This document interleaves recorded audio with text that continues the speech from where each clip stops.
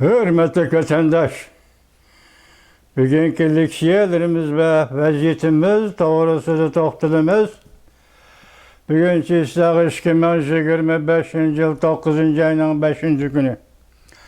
Hepiniz cuma, hürmetli vatandaş. Geçirinler, bir gün çıkanmaya kaldı vatandaşa. Şimdi akıllıyken, turmuşken oturmuş vatandaş.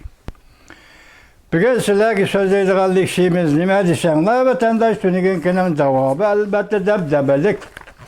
Ne için debdebelik deseniz bu vakanın özü Rusya Prezidenti Vladimir Putin bilen Cumhur'un reisi Xi Jinping meydanda yani halkara sorundayımızda Şanghay Axbarat'a katnaşkan 26 devlet onun paradqa, harbiy parad qatnaşkan 26 devlet, andi Şanghay Axbarat yığınına qatnaşkan devletler, şunda turgan xalqara sorunda yolda ketib etib, iki devlet Rusya Federatsiyasining prezidenti Vladimir Putin, Cumhur'un reisi Xi Jinping alaqası yok. Yoki Şanghay Axbarat ya Şanghay Hamkorlik Tashkilotiga alaqası yok. Yoki Cumhur'un harbiy paradiga alaqası yok. Şu gündeki harbiy paradga alaqası yok. Tarixdagi masalalar turib tursin. Şu günkü Şanghay Axbarat yani Tianjin xitobnomasiga alaqası yok. Ahvol ostida uzun ömür ko'rish, 150 yil yashash, kimyoviy ve biyokimiyevi ilim fanning taraqqiy qilishi ve bundan keyin ichki a'zolarni odamlarning organizmini kesib olib ko'chirish shaklida taraqqiy qildirish ve bunun bilan 21. asrda uzun ömür ko'radigan ishni yani texnikalik ishni yoki tibbiy texnikalik ishni vücutga chiqarishni so'zlashdi degan so'z. Ben tünügün sizlerge izahat berip şunu dedim, vatandaş hazırki dünyada böreki, cigiri kesip eline vatkan Uygur'dan başka millet yok. Uygur bu kısmet güdüçar oldu, Uygur bu gün güdüçar oldu, Uygur'dan başka millet yok vatandaş. Bir yerde Uygur meselesi hem içki azalarını kesip eliş meselesiyle emez. Yoki a'zo yetkash bahonasida Uyg'urlarni operatsiya qilib, börekni, jigarni elib olib, qonunning sirtida ularni o'ldirishli masalasi emas.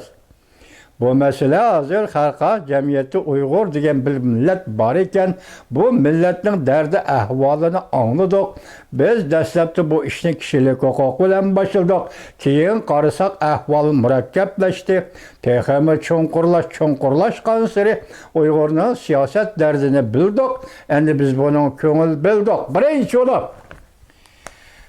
Amerika Qo'shma Shtatlarining davlat majlisidan chiqqan nida. Sada şundak bo'ldi vatandaşım. En ahir 4. ayının 8. günü kelganda bu yıl nemish yuz berdi vatandaş?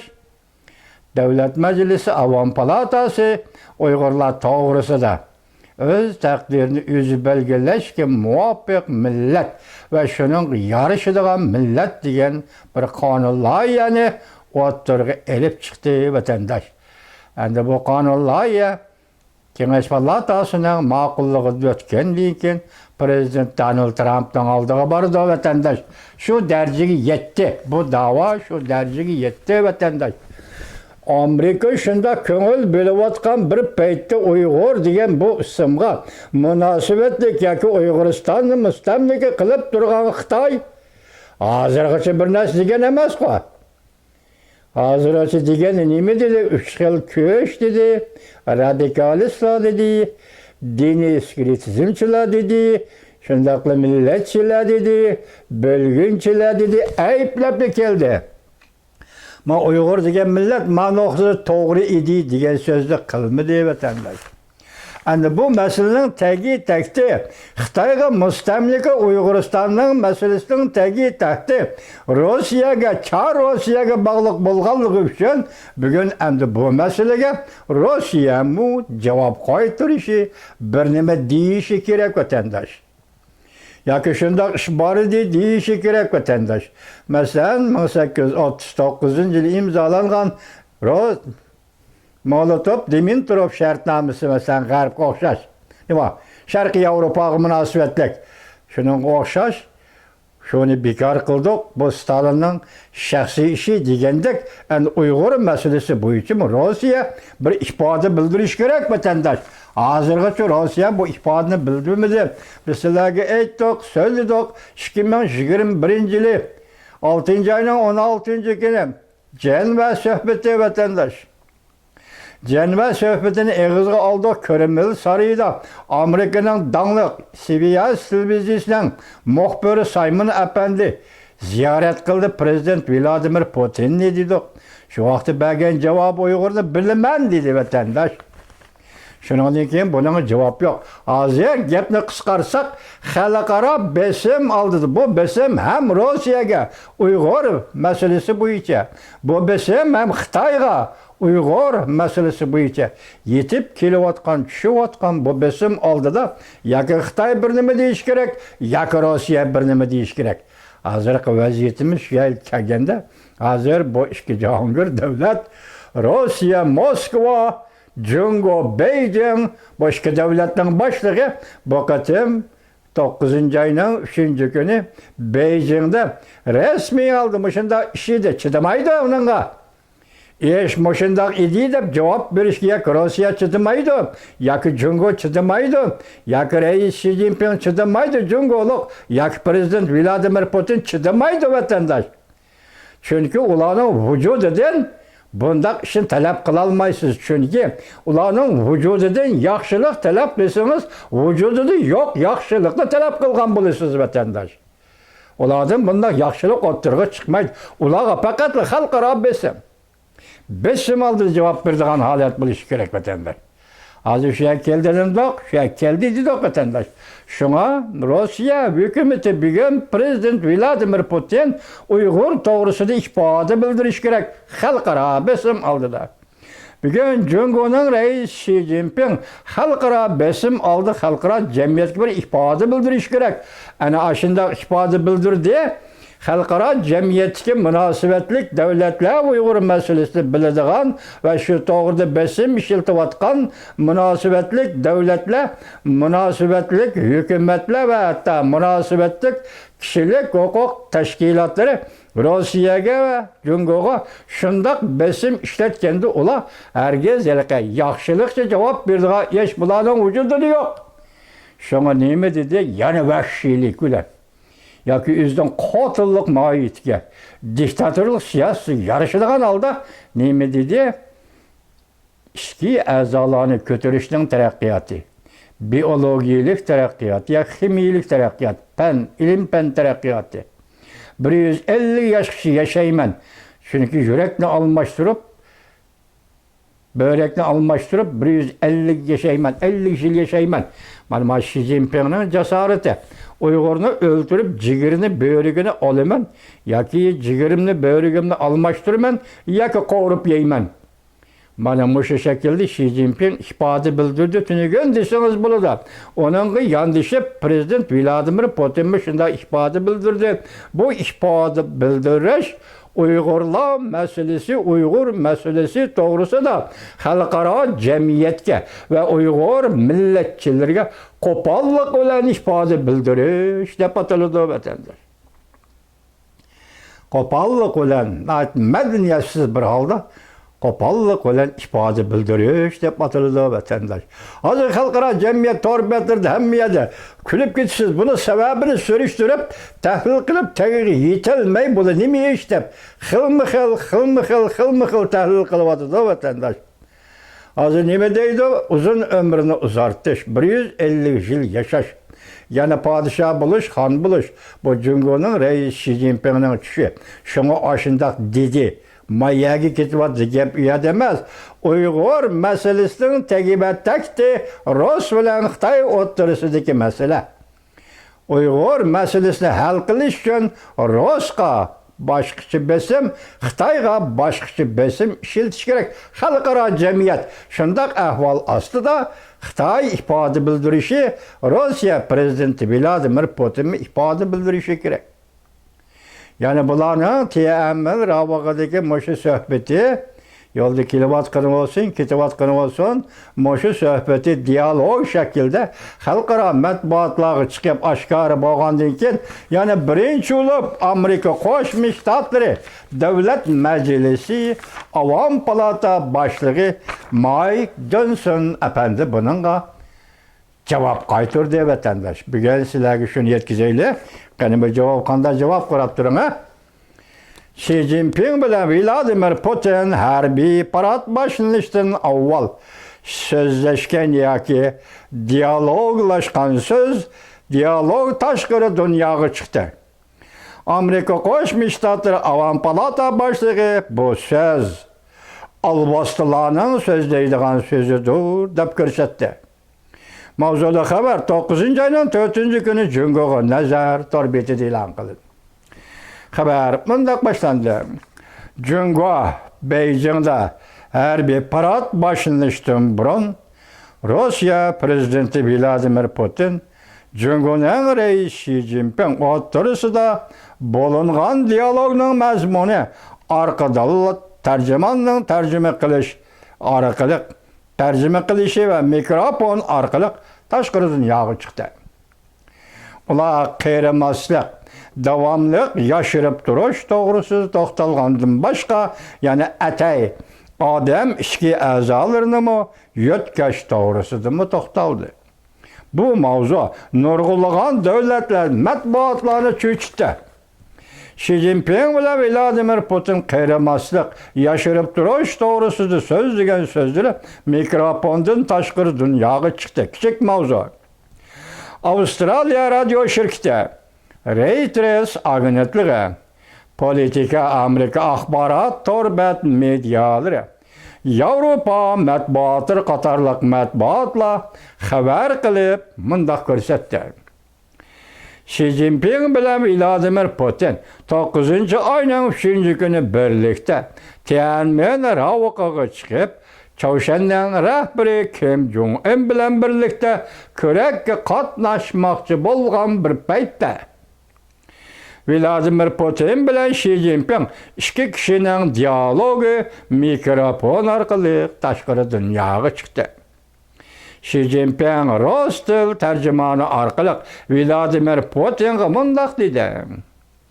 O'tmishda 70 yosh kiralaydigan kishilar bak oz edi, lekin hozir 70 yosh kirgan kishi teha balo, kichik balo bo'lib hisoblanadi.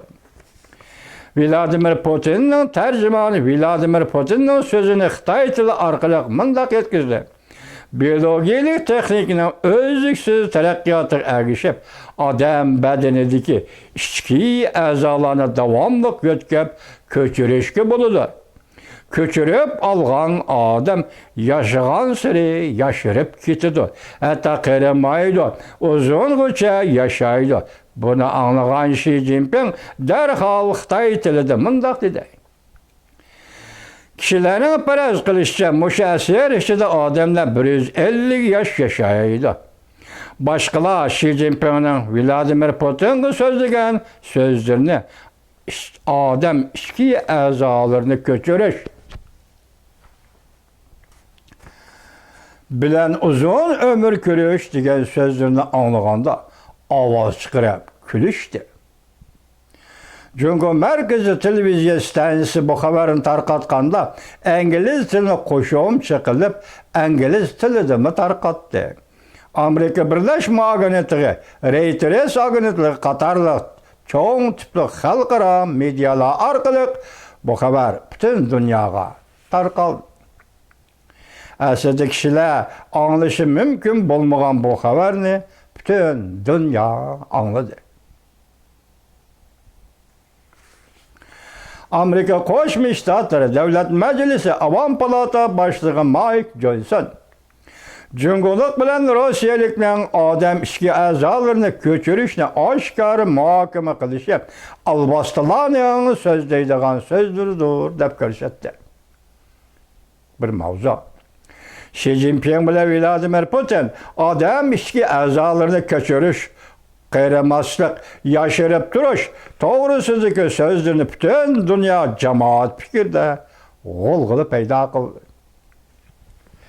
Yeni Tanlıklar Televiziyasının Devlet Meclisi turuşluq muhbiri Avam Palata başlığıdan cevap sorap sual koyganda Avam Palata başlığı Mike Johnson munda ko'rsatdi. Bu gap yavuzla qiladigan gapdir. Palata başlığı va'da berib, mundaq dedi, odam ichki a'zolarini tirik turg'izib kesib elishga qarshi turishni davlat majlisining qonun turg'izishni avval o'ylashadigan ishlar qatoriga qo'yamiz dedi. Palata başlığı Mike Johnson mundaq ko'rsatdi. Avam Palata başlığı Mike Johnson mundaq ko'rsatdi. Biz Cumhuriyet'in adam işki a'zolarini ko'chirish to'g'risidagi vahimlik hikoyalarini anglab turyapmiz. Bu gapni men bugun anladım. Ular, ya'ni Vladimir Putin bilan Cumhuriyet'in raisi Xi Jinping bugun tutilib qoldi. Bu tutilib qolish hamma masalalarni tushuntirib berdi. Qanday? Cümle qayerdan chiqyapti vatandosh buna? Bugün 9. ayının 3. günü Tiananmen ravg'ada deyli. Mushu masala bo'yicha Rossiya prezidenti Vladimir Putin, mushu masala bo'yicha Cumhuriyet raisi Xi Jinping Uyg'ur masalasi, qaysi masala? Uyg'ur masalasi Rossiya uchun. Mushu masala bo'yicha hozir bu yerga konkret masala odamning ichki a'zolarini, organizmini kesib olib ko'chirish masalasi. Bu konkretlikka ega. Endi uning keyindagi yoshirin men qo'shdim juma Uyg'ur masalasiga munosabatlik bu masala tutilib qolish, ya'ni bu qatim ular shundoq so'zladi, bu bir tutilib qolish, buning hamma masalani tushuntirib beradigan bir tutilib qolishdir. Rossiyaga munosabatlik masala, Cumhuriyetga munosabatlik masala, biz hozir takrorlayotgan bizni og'zimizdan tushmaydigani Uyg'urga, Rasululloh Xitoy o'tirishga Uyg'ur masalasi bor. Mushunga munosabatlik masala biz deymiz, shundoq deymiz, lekin Mike Johnson undan demadi juma. Mike Johnson nima dedi faqat bir jumla. Ya'ni bu tutilib qolish hamma masalani tushuntirib berdi, tugadi. Bu Mike Johnson Avam Palata başlığı uchun bu cümle tugadi. Oxirini biz qo'shganda buning ichida Uyg'ur masalasi, Rossiyaga munosabatlik, Cumhuriyetga munosabatlik. Mushlarning hammasini tushuntirib berdi bu yoshlar. Ularning dunyo qarashi bilan bizning dunyo qarashimizning o'rtasidagi orliqda allaqachon tushuntirib bergan edi. Bu yerda Mike Johnson aytayotgan dunyo qarash amaliyotda axloq, etika, vatandosh. Devlet ahlakıda sözlep kilovatımız sizlerge bir yerde Amerika'nın devlet ahlakı, Amerika halkının karakteri ve halkının yakın milletin ahlakı. Devlet ahlakı ile bir gevdeleşken Amerika devlet ahlakı bir yerde dünya karaş deyip karaş bilen ula oturursa mesela Prezident Vladimir Putin, Cumhuriyet'in reisi Xi Jinping oturursa karaşla tüpten ne gizli kaldı bir hoşumaydı. Biz bunu allaqachon tushungan edik dedi. Ularning so'zlagan so'zlarini alvosdilar so'zlaydi. Odam so'zlamaydi. Odam bunday so'z so'zlamaydi, faqat alvosdilar so'zlaydi. Biz ba'zi qo'rqinchli xabarlarni anglab turyapmiz. Mushuninga munosabatlik, etkazchilik yoki ichki organizm kesib setish, ko'chirish, qorong'i bozorda setish degandek yoki buni operatsiya qilib börekni, jigarni kesib olganda o'ldimi, o'lmadimi deb nayt silib tekshirib beqish orqali, minisi o'ldimi, o'lmadimi deb tekshirib beqish orqali, hatto yurakni kesib olibmi, mushu darajada insonni qiynash, insonni mushu darajada qiynash, oxiri uni o'ldirish, mushu to'g'ridagi xabarlarni hozir Mike Johnson biz anglab turyapmiz. Arlıqda Amerika ovozi e'lon qilingan mushu ichki a'zo ko'chirish masalasiga oid narsalarni anglatdik. Shuningda deyildi, qonun surtida odam o'ldirish dedik, angladinglar. Endi 8 ayning 9 kuni hatto Amerika Qo'shma Shtatlar davlat ishtirokchisi Marco Rubio mukofot berishni ta'sis qilish.